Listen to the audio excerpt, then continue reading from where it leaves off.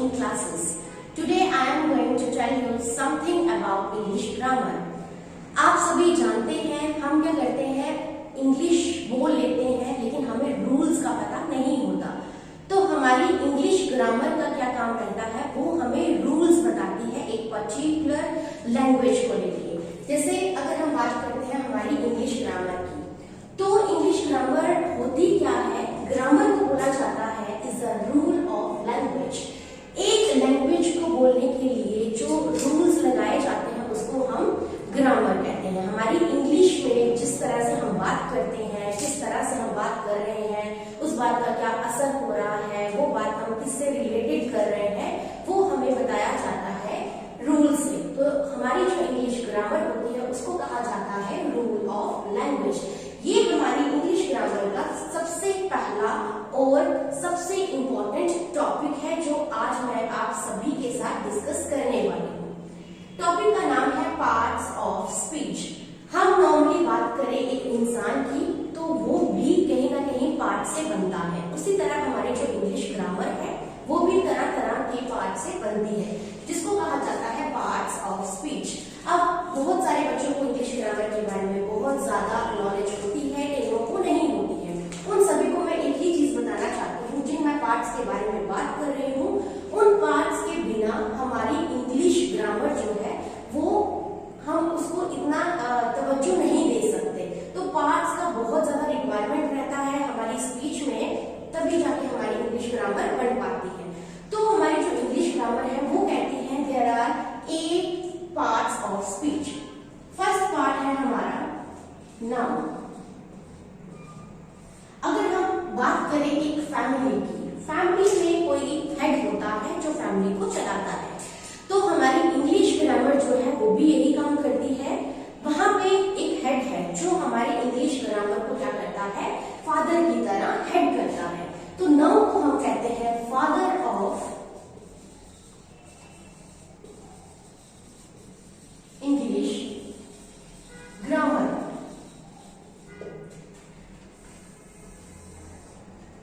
Noun क्या है, head है हमारी इंग्लिश ग्रामर का, इसलिए इसको फादर बोला गया है हमारी इंग्लिश ग्रामर के लिए। अब नाउन का काम क्या रहता है, नाउन को हम कहते हैं ये होते हैं naming words. Naming words example के तौर पे जैसे मैं लेती हूँ, नेमिंग वर्ड्स किसी भी तरह के हो, जैसे मैं बोलती हूँ रिया, स्नेहा, पेन एक्सेट्रा। ये जो नेमिंग वर्ड्स हैं, किसी का भी नाम, किसी जगह का नाम, किसी चीज का नाम, जितने भी नेमिंग वर्ड्स होते हैं वो हमारे नाउन बन जाते हैं, जो हमारा फर्स्ट पार्ट ऑफ स्पीच कहलाता है। सेकेंड पार्ट होता है प्रोनाउन।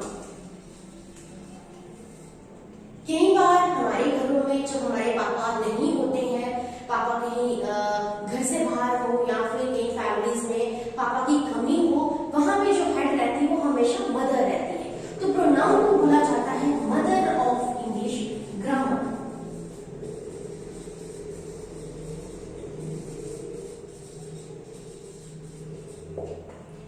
अब ये मदर ऑफ इंग्लिश ग्रामर ये क्या करते हैं, जब हमारे फादर प्रेजेंट नहीं होते उन जगहों पे हम मदर का इस्तेमाल करते हैं, मतलब मदर से काम करवाते हैं। एग्जाम्पल के तौर पे जैसे मैंने यहाँ पे लिखा ये नेमिंग वर्ड्स है, तो प्रोनाउन क्या करते हैं,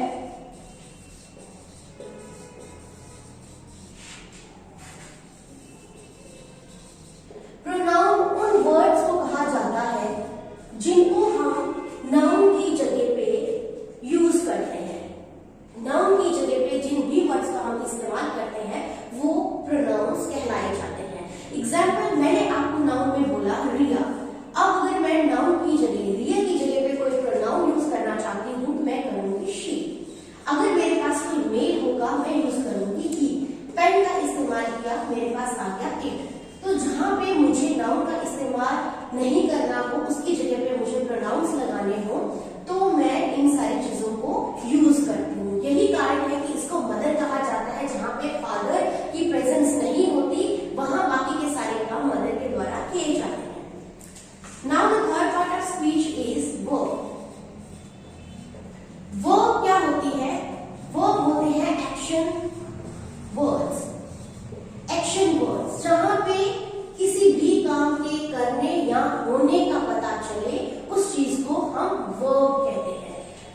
एग्जाम्पल, मैंने यहाँ पे एग्जाम्पल लिया रिया का।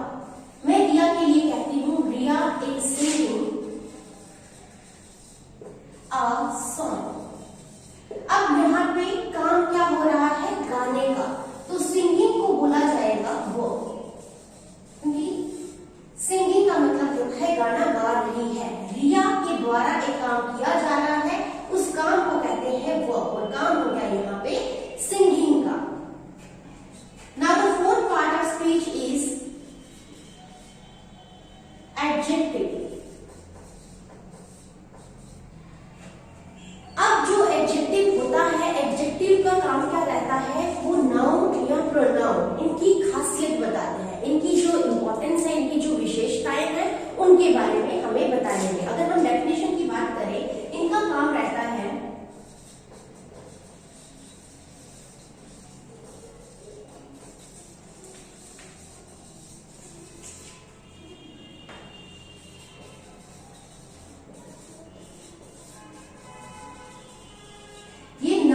और जो प्रोनाउन होंगे इनकी क्वालिटीज को इनहेंस करेंगे। मैंने यहाँ पे लिखा, एग्जाम्पल दिया, रिया इज सिंगिंग अ सॉन्ग। अब यहाँ पे रिया मेरे पास है नाउन। अगर मुझे इसकी और ज्यादा इंपॉर्टेंस के बारे में बताना है, जो भी ये चीजें कर रही है, अगर मुझे और इसको इनहेंस करना है, तो मैं इस्तेमाल करती हूँ एक एडजेक्टिव का। जैसे मैंने यहाँ पे लिखा रिया इज सिंगिंग अ सॉन्ग, के साथ मैं लिख देती हूँ स्वीट सॉन्ग। जो वर्ड स्वीट होगा, इसका मतलब है स्वीट ने क्या किया, और ज्यादा इसकी जो भी क्वालिटीज थी उसको मॉडिफाई करके हमारे सामने रख दिया। रिया गाना गा रही है, हमारा वर्ब था। रिया यहाँ पे बहुत ही मीठा गाना गा रही है, एक बहुत ही स्वीट सॉन्ग गा रही है। यहाँ पे स्वीट हमारे लिए एडजेक्टिव का काम कर गया। तो एडजेक्टिव फिर से मैं आपको रिकैप करवा देती हूँ। हमारा फर्स्ट पार्ट होता है इंग्लिश ग्रामर का part of speech which is noun. Noun means naming words. जो नेमिंग, जो हम नाम लेते हैं किसी भी जगह का, इंसान का, किसी भी चीज का नाम जिसको हम कहते हैं, उनको नाउन कहा जाता है। प्रोनाउन वो होता है जिनका इस्तेमाल, जिनका यूज हम नाउन की जगहों पे करते हैं। वर्ब हमारी वो होती है जहां पे किसी काम के करने या होने का हमें पता चले। एडजेक्टिव का क्या काम रहता है, एडजेक्टिव हमें नाउन और प्रोनाउन की खासियत के बारे में बताते हैं कि नाउन प्रोनाउन ने अगर किसी भी तरह का कोई काम किया है तो किस तरह का है। नाउन प्रोनाउन अगर किसी इंसान के बारे में हमें बताना है, वो अच्छा है, गंदा है, बदसूरत है, बहुत ज्यादा खूबसूरत है, वो भी हमारी एडजेक्टिव ही कहलाई जाएंगे। Now move to the next part of speech, which is adverb.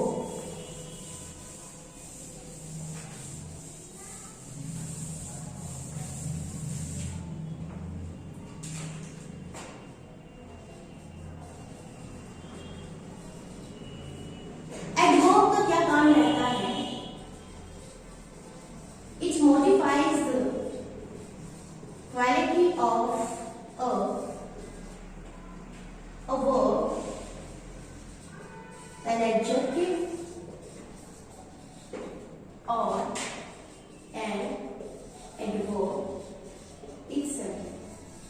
अब जो हमारा adverb रहता है वो verb की, adjective की या कभी कभी खुद adverb की, इनकी क्वालिटी को मॉडिफाई करता है।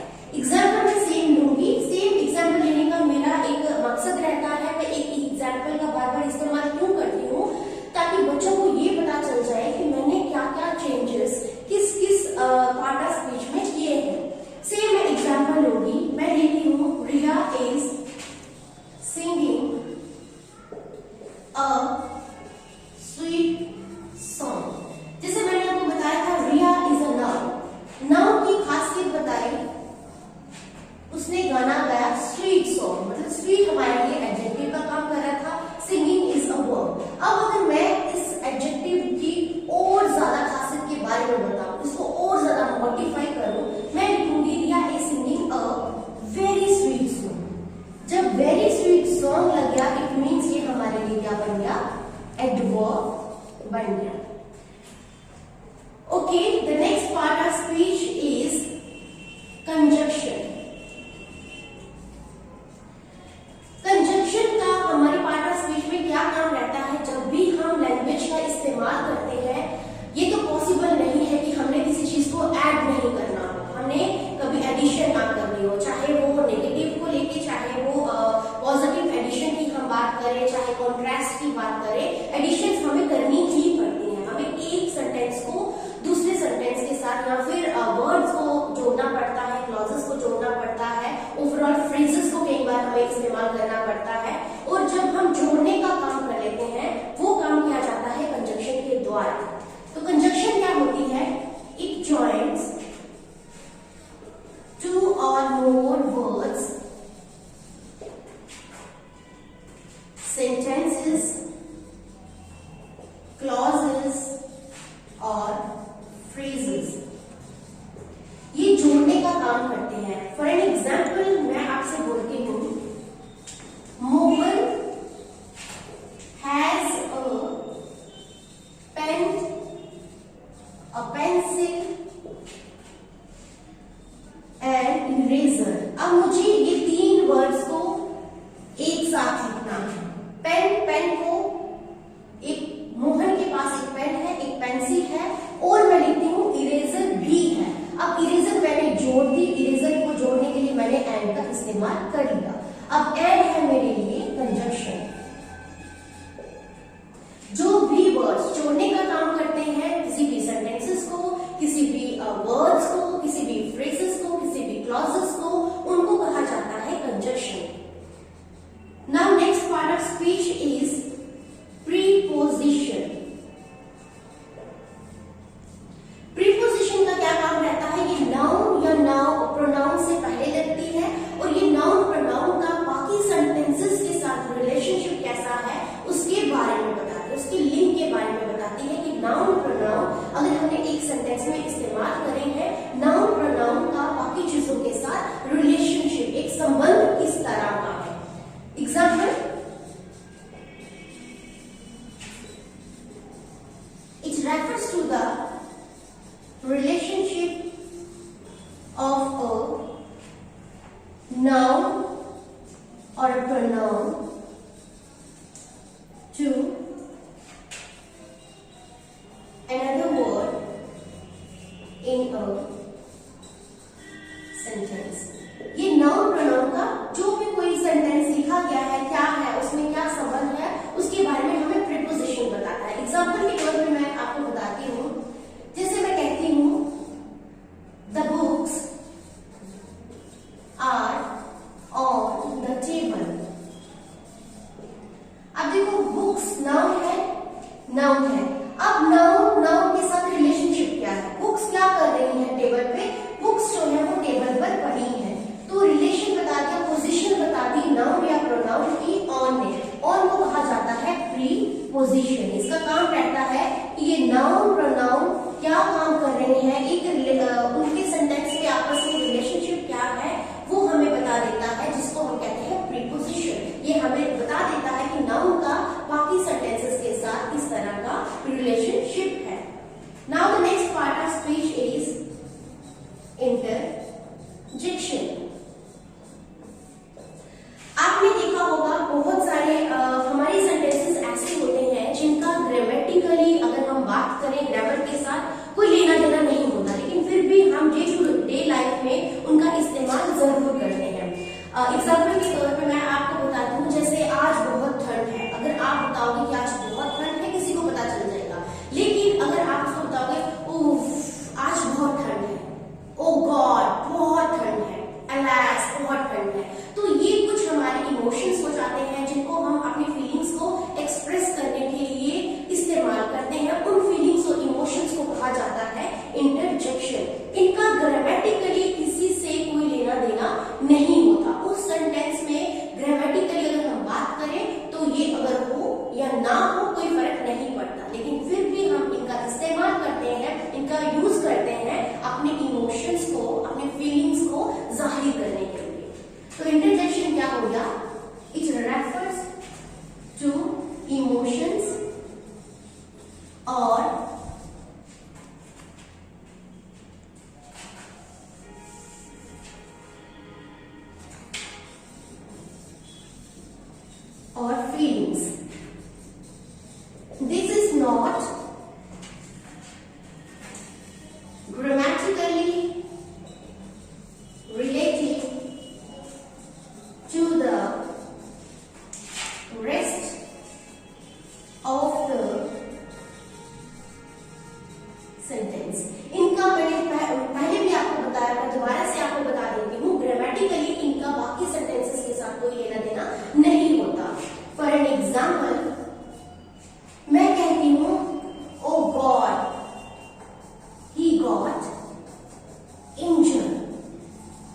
अगर मैं किसी को बताने की कोशिश करती हूँ कि उसको चोट लग गई, he got injured, किसी भी तरीके से एक्सीडेंट हो सकता है, कुछ भी हो सकता है, उसको चोट आ गई है। अब जब उसको चोट लगी, अगर मैं किसी को ये चीज समझाने की कोशिश करती हूँ वो समझ जाएगा, लेकिन यहाँ पे मैंने फीलिंग जाहिर कर दी ओ गॉड बोल के। ओ गॉड क्या है? फीलिंग्स। इनका इससे कोई लेना देना नहीं होता ग्रामेटिकली, लेकिन जब भी हम अपनी फीलिंग्स को बयान कर देते हैं, अपने इमोशंस को एक्सप्रेस कर देते हैं, तो हम इंटरजेक्शंस लगा देते हैं किसी भी सेंटेंसेस में। मैं आपको फिर से रिकैप करवाती हूँ। मैंने आपको 4 पार्ट्स ऑफ स्पीच पहले भी करवाया है, अब मैं आपको बताती हूँ। एडवर्ब मैंने आपको बताया, जो नाउन सॉरी एडवर्ब मैंने आपको बता दिया था, जो वर्ब एडजेक्टिव और एडवर्ब की क्वालिटीज को मॉडिफाई करता है, उसको एडवर्ब कहा जाता है। कंजक्शन का काम रहता है जोड़ने का, तो सेंटेंसेस, तो वर्ड्स, फ्रेजेस या क्लॉजेस को उनको आपस में जोड़ने का काम करता है। प्रीपोजिशन हमें ये बता देता है नाउन प्रोनाउन का एक सेंटेंस में क्या रिलेशनशिप रहता है। इंटरजेक्शन हमें बता देता है हमारे इमोशंस और हमारी फीलिंग्स क्या है। Moving to the next part of speech, जिसके बारे में ज्यादा अभी नहीं बताया गया था, अभी रिसेंटली ऐसा माना गया है, हमारे बहुत सारे ऐसे सेंटेंसेस होते हैं जिनमें इनका इस्तेमाल होता ही होता है और इनको भी इंपॉर्टेंट पार्ट ऑफ स्पीच ही माना जाता है। तो ये न्यू पार्ट ऑफ स्पीच जो है उसको कहा जाता है आर्टिकल।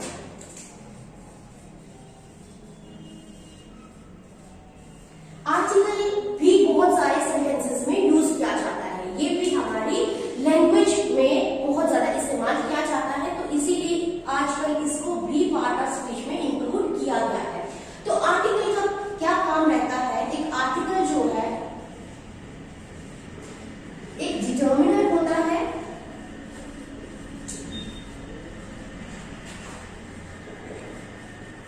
इसका काम रहता है it signals the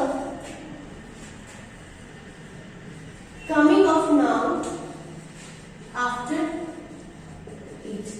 article determiner होता है, ये हमें बता देता है एक सेंटेंस में नाउन कौन सा आने वाला है, नाउन में वॉवल्स यूज होने वाले हैं या फिर हमारे कॉन्सोनेंट्स यूज होने वाले हैं। अब हमारी इंग्लिश ग्रामर कहती है कि जो आर्टिकल है वो 2 तरीके के होते हैं, 2 तरह के होते हैं, indefinite article and then definite article.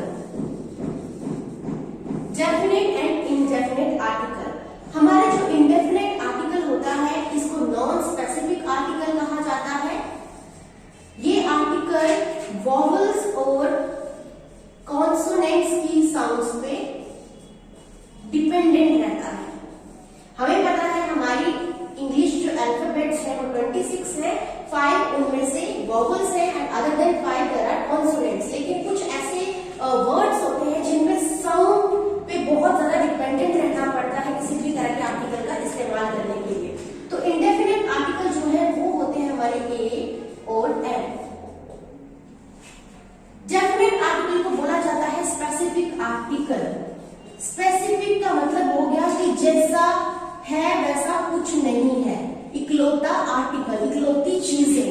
Example के तौर पर बहुत सारी ऐसी चीजें होती हैं जिनके साथ हम द लगा देते हैं। एग्जाम्पल के तौर पे जैसे the sun, the moon, the अर्थ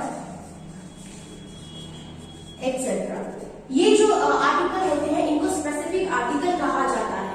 तो आर्टिकल भी हमारी पार्ट ऑफ स्पीच में बहुत ही ज्यादा इंपॉर्टेंट है, इसके बिना भी हमारी जो रूल है लैंग्वेज में वो इनकम्प्लीट हो जाते हैं और हमारा पार्ट ऑफ जो स्पीच है वो भी इनकम्प्लीट रहता है। इसीलिए आर्टिकल को भी इंक्लूड किया गया है as a part of speech in our English grammar.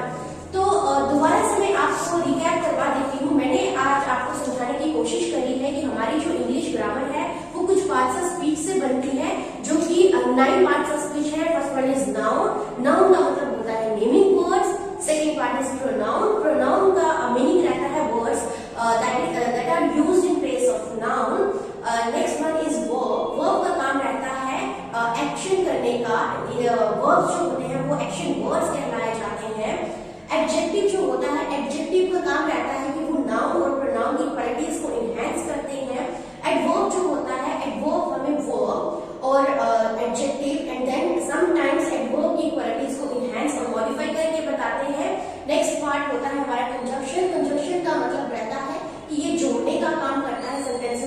में जोड़ने का काम करता है।